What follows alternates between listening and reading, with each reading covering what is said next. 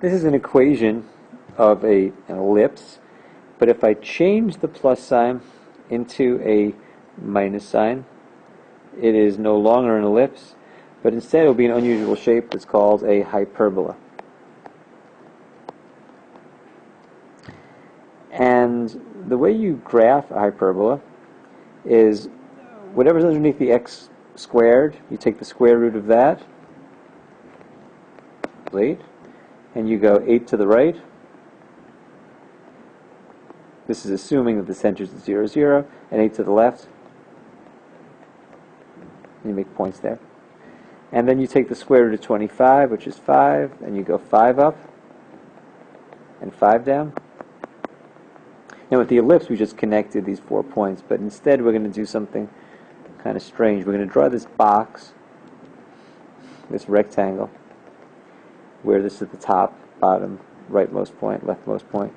And then we're going to draw the 2 diagonals of that rectangle. And now, depending on whether you have a plus before the x and a minus before the y, or vice versa, if the plus is before the x, you're going to take these 2 points as the vertices of the hyperbola, and you're going to draw branches outward towards the diagonals of the box.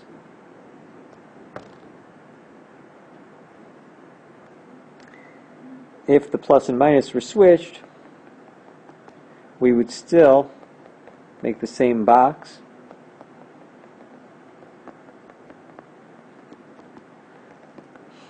the same diagonals, but instead we would use this point and this point as the vertices and go out that way.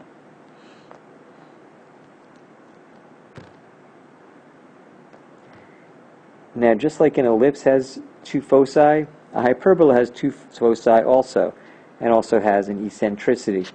The foci, though, are located here and here approximately. The way to calculate the where the foci are is we can use the formula c squared equals a squared plus b squared. Now these two things are a squared and b squared. Which is which actually doesn't matter right at this second, just because we're just going to add them together anyway. So c is square root of 89, which is between 9 and 10. So this point here is 0 comma square root of 89, and 0 minus square root of 89. There's also an eccentricity of a hyperbola. It's always c over a, just like for the ellipse. So square root of 89 over 8. And notice how it's bigger than 1, because for a hyperbola the eccentricity will always be bigger than 1. Now I mentioned that which one's a squared and which one's b squared. Well, officially a squared is always the one that's underneath the positive thing, and b squared is the one that's underneath the one that's got the negative there. So this is a little confusing. This means that in this picture, this is a, this is b, and the slope of the asymptote is a over b, right, rise over run. On the other hand, in the other picture, the slope was b over a. Either way, for those two examples, it was going to be 5 over 8. So just make a note for that other example, which I don't have anymore. It would still be 5 over 8, but officially it would be b over a. Okay, that's how you graph hyperbolas from equations. One more quick note. If the center was not at 0, 0, it would look something like this.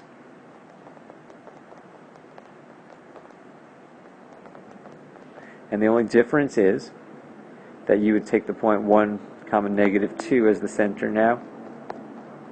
Basically take the opposite of these two numbers. And it's, again, you would go 8 left, 8 right, 5 up, 5 down. Make the box, make the diagonals. Decide if this is positive, you're going to use these 2 points, and then make your hyperbola. An equation like this, actually change it to this. This is a hyperbola also, you can tell because there's a minus before the y squared and a plus before the x squared, or vice versa, if those have opposite signs. The way we make this into the other form is to group the x's together and group the y squared with the y.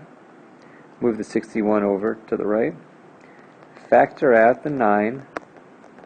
Save some room for completing the square. Factor out a negative 4, not positive 4, but negative 4. That becomes minus 6y. Save some room.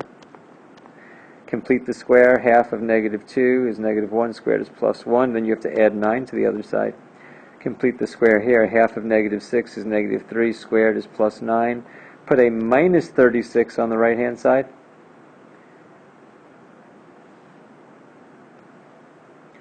Oops, just realized this needed to be a 63 to make this one work out well. 63 plus 9 is 72, minus 36 is 36 again. Completing the square lets me factor this. Divide everything through by 36.